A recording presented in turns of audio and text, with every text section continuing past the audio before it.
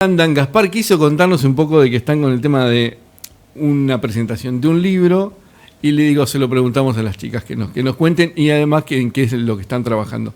¿Querés contarnos, Nadia? Bueno, en el mes de junio, en el marco del 13 de junio, que fue el Día del Escritor y la Escritora, y del 15 de junio, el Día del Libro, el CEPJA número 36 y 37. Cuando hablo de CEPJA, hablo del Centro de Educación para Jóvenes y Adultos, número 36, que es la unidad penal número 7 de Pomona, y el CEPJA número 37, que es la sede unidad penal número 4 de Cholechuel, hace la presentación de un libro. El libro se llama Vale la Pena, Relatos desde Adentro. Es un libro que surge en educación en contexto de encierro. Y cuando hablamos de educación en contexto de encierro, hablamos de las cárceles. Y cuando hablamos de las cárceles, siempre por ahí lo vemos desde cuando pasa un suceso malo, cuando ocurre un motín, pero en la cárcel también surgen cosas buenas. Y en este caso hablamos de la educación, ¿sí? Porque siempre hablamos de la cárcel, así como mencionaba anteriormente, como algo malo. Sí, como todo lo malo. Sí, cuando sucede un motín, pero ¿por qué no miramos esa frase que tanto se dice, las cárceles son el reflejo de la sociedad? Entonces, me pregunto, ¿nos queremos mirar como sociedad? ¿Todo esto que estás contando está todo reflejado en el libro? En realidad el libro, por ahí Rosana se va a explayar un poco más, pero trata sobre relatos de los estudiantes, ¿sí? Contarte que este libro fue declarado de interés social, cultural y educativo por el Consejo Deliberante de la ciudad de Cholechuel y por la legislatura de la provincia de Río Negro en diciembre de 2022. Bien. Para nosotros es grato contar eso. Y también nos surgen muchas preguntas, ¿no? Porque esto de hablar de educación en contexto de encierro es hablar de las cárceles y está bueno aclarar en un principio de que nosotros no romantizamos a las personas privadas de su libertad y a las cárceles. Nosotros, con la presentación de este libro, venimos a visibilizar la educación en contexto de encierro. Bien. Rosana, para aportar. Sí. Bueno, en cuanto a lo que decía acá nuestra compañera, yo quería compartir cómo surge este libro. Muchas veces nuestros estudiantes llegaban sumamente desmotivados, con muchas preocupaciones, con muchos problemas. Era difícil que se pudieran conectar con la tarea que llevaba el docente para ofrecer, entonces se le daba como alternativa la posibilidad de canalizar sus emociones, sus sentimientos a través de la escritura. Entonces así fue que ellos empezaron a escribir y después surge el interés, digamos, de los mismos estudiantes de escribir un libro. Uno de los estudiantes dice, podríamos hacer un libro con todo esto, podríamos escribir un libro para que las personas que estén afuera no tengan que pasar lo que pasamos nosotros. En realidad el libro tiene como una intención de aconsejar, de prevenir, sobre todo a los jóvenes que están afuera. Porque bueno, en el libro sí se expresa esta frase que dice, por ejemplo, es muy fácil entrar a este lugar, pero es difícil salir. Y bueno, también ellos expresan en el libro consejos, sobre todo para los jóvenes que hoy se encuentran transitando un camino que ellos transitaron, ¿no? Entonces, bueno, nosotros como educación nos proponemos ofrecer alternativas y formas de vida diferentes a las del delito o a las que ellos conocen. Rosana, ¿la iniciativa nace de ellos? La iniciativa nace de ellos. Y lo pusimos así textual en el libro, ¿no? Por ejemplo, mi sueño es escribir un libro. y llegar a la sociedad con mensajes esperanzadores y bueno, preventivos de alguna manera. Qué bien. Viviana. Hola, ¿qué tal? Buen día a ¿Cómo toda andás? la audiencia. Como ya nos presentaste, yo trabajo en el CEJA número 37, acá en la localidad de Cholechoel, que es un sistema totalmente diferente al de Pomona. Ah, mirá. Sí. Pomona es, por ahí contar, Rosana, un poquito cómo es Pomona y yo cuento cómo es Choel. Bueno, el régimen de Pomona es un régimen abierto, no cuenta con rejas, no tiene alambrado perimetral. Si hay un predio por el que pueden circular los estudiantes, los internos, para nosotros son estudiantes, pero bueno, para la unidad penitenciaria no. Bueno, justamente esto, ¿no? Nosotros como escuela estamos inmersos dentro de una institución mayor, que es la institución penitenciaria, ¿sí? Que es la que pone las reglas. Nos ofrecen un espacio para que funcione nuestra escuela, ¿sí? Somos una institución dentro de otra institución. Particularmente en nuestro caso contamos con un aula muy pequeña. También no siempre las condiciones son las mejores, ¿sí? Nosotros, por ejemplo, hubo momentos que no contábamos con cosas mínimas como, por ejemplo, baño, calefacción. Nuestro espacio se reduce a un salón, ¿sí? A un salón pequeño de clases. Bien. ¿Y en el caso de Choel?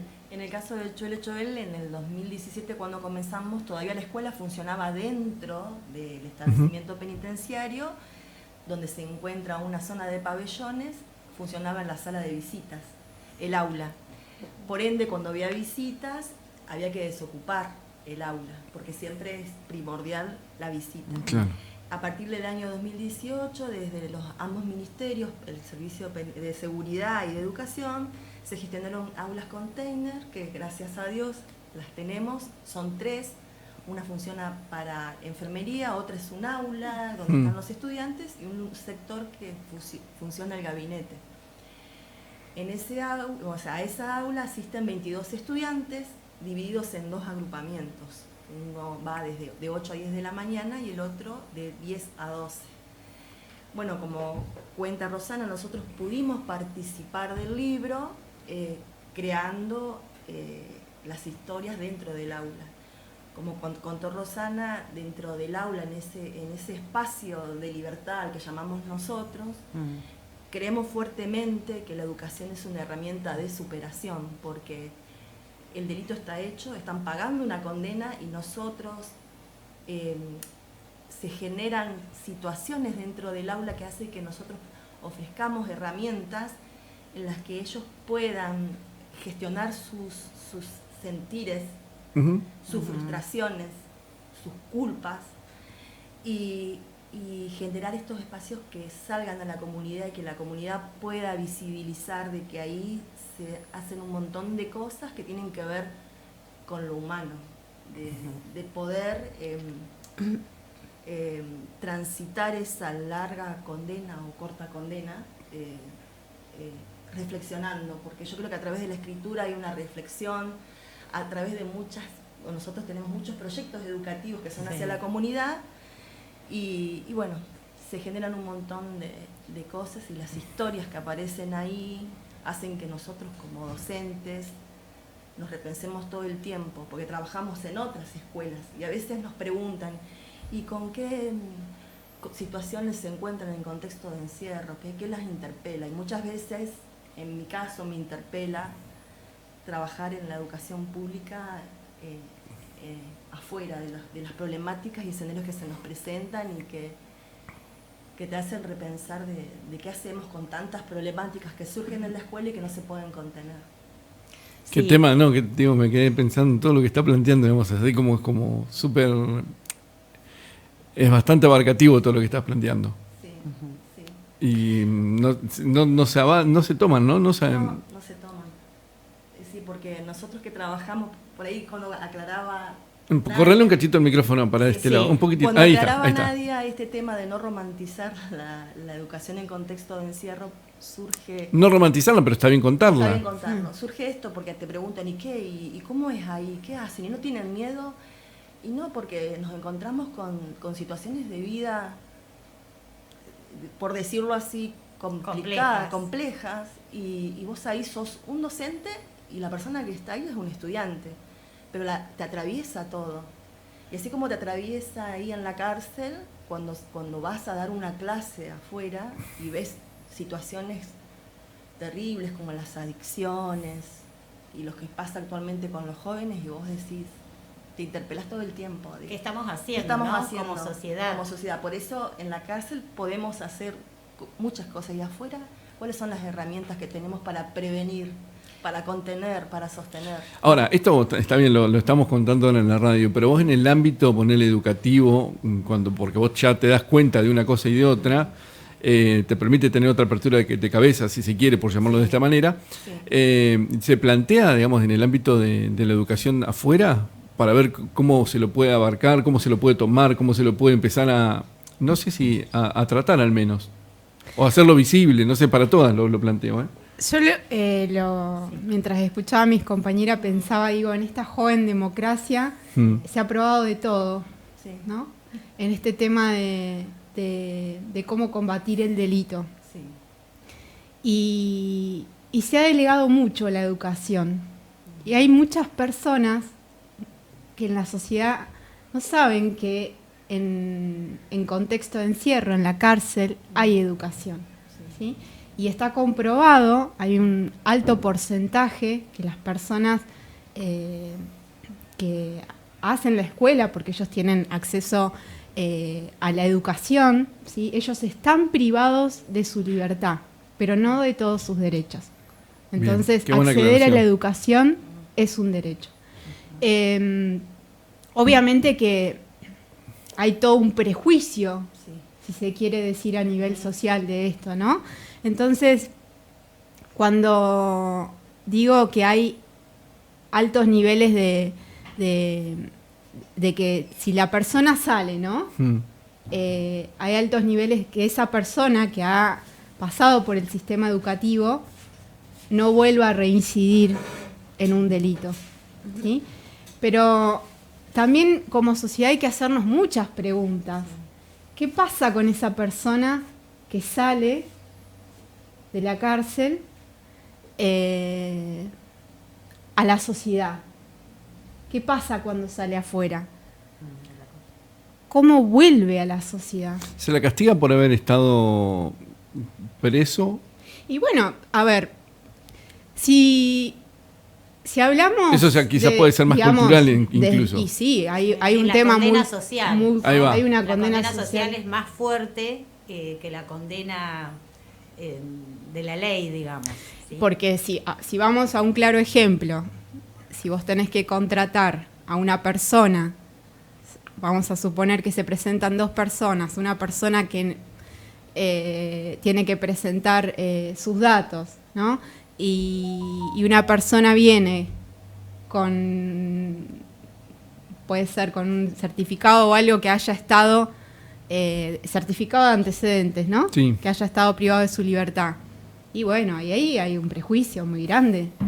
Y digo prejuicio porque es un prejuicio que nos atraviesa a todos, no solamente a la gente que no forma parte o no conoce de esto, ¿no? Porque es verdad que cuando uno trabaja en contexto de encierro, tiene otra perspectiva. Sí. Y acá nosotros no nos estamos poniendo en ningún lugar, ni en el lugar de la víctima, ni en el lugar del victimario. Nosotros somos docentes, para nosotros las personas privadas de su libertad no son internos ni son presos, son nuestros estudiantes. Esto se lo tengo que preguntar, ¿cómo llegan ustedes a este punto de entrar en el sistema, digamos? ¿Por algo en particular? Importante, sí. Particular. Bueno, por ahí en una primera instancia creo que a todas nos pasó que lo tomamos como una posibilidad de trabajo, ¿sí? Pero bueno, una vez que vos ingresás al lugar, ¿sí? Y pasa con el común de los docentes, vos entrás y o te comprometés, ¿sí? Porque hace falta otra cabeza y otro corazón, siempre decimos, para trabajar ahí, otra mirada. O si te comprometés, te comprometés de manera tal que la elegís. Es el lugar que vos elegís para trabajar, es el lugar donde empezás a perfeccionarte, ¿sí? Porque te das cuenta que con las herramientas que tenés no te alcanzan, entonces salís a buscar alternativas. Creo que hoy todos los docentes que trabajan en contexto de encierro lo eligen. Y aquellos que, bueno, por distintos motivos pierden el trabajo, después como que están continuamente buscando la posibilidad de volver. Algunos no, por eso te digo, depende vos. Claro, ahora, pero déjame preguntarte, ustedes cuando se forman como docentes no tienen una rama para este tema específico, ponele, o... No. Bueno, en mi caso particular, una vez que yo ingresé al lugar y me di cuenta que las herramientas que tenían, ¿sí? No eran suficientes, hice una especialización de nivel superior, de educación en contextos de encierro, de 3 años en la ciudad de General Roca. Pero te lleva la motivación, ¿sí? De trabajar en el lugar, de sentirte con herramientas, ¿sí? Para ofrecer lo mejor. Y un poco, voy a retomar un poquito lo que dijo Nadia, sí, que a mí me parece sumamente importante destacar esto, que hay estudios, sí, hay estudios científicos que demuestran que las personas privadas de su libertad que asisten a la educación, en su 90% no vuelven a reincidir, ¿sí? O sea que la educación en ese contexto es sumamente importante. Y bueno, y lo último para decir, sí, es que por ahí nosotras... decimos que la seguridad o la inseguridad, ¿sí? Nos compromete a todos como sociedad. Y nosotras consideramos que no es con más policías en la calle que la vamos a lograr, sino justamente con más educación. Bien, Viviana, ¿qué querías aportar? Sí, bueno, también escuchando a las compañeras y retomando lo que me habías preguntado, nosotros nos encontramos en el aula con chicos de 20 años que han delinquido, hasta personas de 50 o 60 años o más. Y cuando te encontrás con esos chicos, porque son chicos que a veces los veo en el aula, afuera. Sí. Entonces digo, a esto que hablaba también Nadia, o sea, lamentablemente como sociedad tenemos mucho para replantearnos, nos faltan muchas herramientas, la violencia que hay, hablemos de la violencia económica, de la violencia social, de los vínculos que se han perdido, de las instituciones que están vacías de recursos, de muchas cosas, y nosotros como docentes, como debe pasar en muchas instituciones, tratamos de poner nuestra parte, no solamente de humana, sino de buscar diferentes alternativas. Por ahí te quería contar un caso de un estudiante que a mí me impactó ese caso. Nadia estuvo, un estudiante que ingresó a primer año, en el año 2017, este estudiante tenía problemas de adicciones, desde los 11 años, transitaba por hogares y no podía escribir porque tenía abstinencia, por lo tanto era un estudiante que estaba todo el tiempo temblando y no podía escribir. Entonces hicimos, bueno, ni te cuento cuando llegaba al aula con toda esa ansiedad, con toda esa frustración, y había que bajarlo. Y todo un año trabajó con trabajos que podía hablar, conversar, pintar. Bueno, ese estudiante terminó el secundario y dejó de consumir mientras estuvo en la escuela. No faltaba nunca, fue abanderado. O sea, cómo fuimos viendo nosotros el crecimiento de ese estudiante en cuanto a lo que tiene que ver con la comunicación, con los vínculos, con el respeto, la convivencia. Bueno, y ese estudiante terminó el secundario, pero lamentablemente cuando terminó el secundario volvió a vivir lo que vivía cotidianamente dentro de un penal. Por ende, vuelve a consumir y vuelve a quedarse en esto de que no hay nada más que hacer ahí para sostener, para contener y para cuando esa persona salga tenga otras herramientas, pueda generar otros vínculos. Oportunidades. Y oportunidades. Yo lo que quería sumar, no quería hablar de política, pero sí voy a hablar. Entonces tengo que decir multifacética. Sí. ¿Viste? Sí. Es justo. Bueno, en Cholechuel se creó el Consejo de Seguridad Local, ¿no? Sí. Tuve la oportunidad de asistir a 2 capacitaciones que se hicieron Y bueno, como es un tema que me interpela porque trabajo en contexto de encierro, digo, cuando hablamos de seguridad y de inseguridad también hablamos de las cárceles, ¿no? Como último eslabón. Pero bueno, ¿qué trabajo hacemos antes? Esa es la pregunta. Es una buena pregunta. Y incluso me parece que habría que incluirlas a ustedes teniendo conocimiento desde adentro también, desde este otro lugar, para ver cómo se podría aportar en este ámbito del Consejo de Seguridad. Digamos, tienen otro conocimiento que el resto no. O sea, hay gente que está sentada legislando o pensando qué se puede hacer sin tener el otro conocimiento, digamos, cómo es realmente. Me parece que podrían tener un aporte sumamente valioso ahí. Bueno, no sé, Sí, creemos. es un punto, ¿no? Nadia, ¿y lo terminaste escribiendo vos sola el libro? ¿Lo escribieron las tres? No, ¿Está no, el no. aporte de todos los chicos, No, la yo no gente? soy- ¿Cómo es el tema? No. Sí. Porque al final como que nos fuimos... En realidad, el libro es una recopilación, ¿sí?, de distintos escritos, pero los autores son nuestros estudiantes. Nosotras no escribimos, ¿sí? Los que escriben son los estudiantes. Por eso se llama Vale la Pena, Relatos desde Adentro. ¿Sabes qué? Hablaba hace lo tengo que decir también. Lo que pasa es que venimos desencontrados, pero Mariana Carreño, tuve un contacto con ella, donde también están haciendo micros radiales Sí. para poder emitirlos. Obviamente mi respuesta fue Que sí. que sí. Pasa que no nos hemos podido encontrar, pero estamos en eso también. ¿Va un poco de la mano el tema de los micros o...? Sí, en realidad lo que están un poco de la mano, pero no del todo, porque lo que nosotros hacemos a través de los micro radiales es compartir experiencias de trabajo, ¿sí? Del trabajo que llevan adelante los estudiantes. Y la voz es la voz de ellos, ¿no? La que sale al aire. Lo que buscamos con esto es achicar distancias, ¿sí?, entre la escuela en contexto de encierro y la comunidad. Queremos llegar a la comunidad con distintos mensajes. Bien, vuelvo al libro. Sí. ¿Cuántas páginas tiene? ¿Cuántas historias? Digo, Está dividido, cuando lo organizamos, que eso sí lo hicimos nosotras, lo organizamos como por capítulos. Por ejemplo, un capítulo dice, vale la pena volver a empezar, y ahí hay relatos, ¿sí?, de ellos. Otro capítulo dice, por ejemplo, vale la pena... vale la pena dejar un mensaje, algo así, y están los mensajes de ellos. Valió la pena estar en este lugar, y bueno, fuimos categorizando así, bien. ¿no? ¿Cuál- Y vale la pena recordar el pasado, vale la pena reír, porque muchas veces nos tocó llorar. Bueno, están así como divididos. ¿Cuándo es la presentación?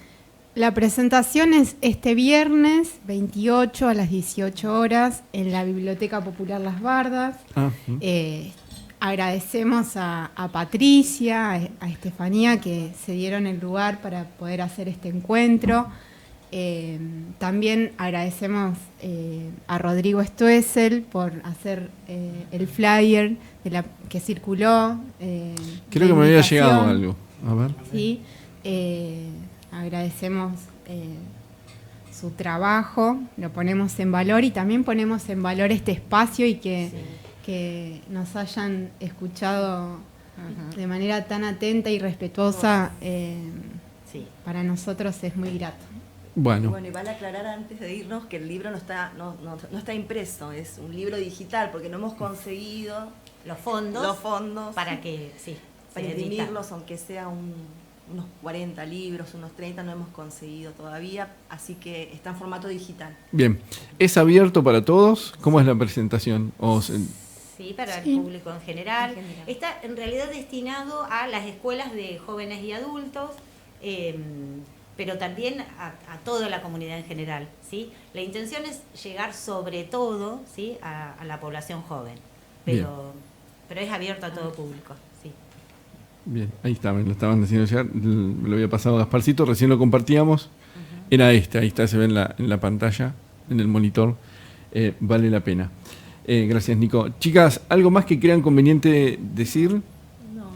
que los esperamos a todos. Bien, Nadia, te quedaste así como con ganas de entrar en política. No, creo que dije. No. Bueno, si querés entramos en tema. Lo dejamos para otro capítulo. Lo dejamos Sí. otro capítulo. Bueno, gracias por venir. No, gracias No, a gracias ustedes. a ustedes. Muchísimas gracias.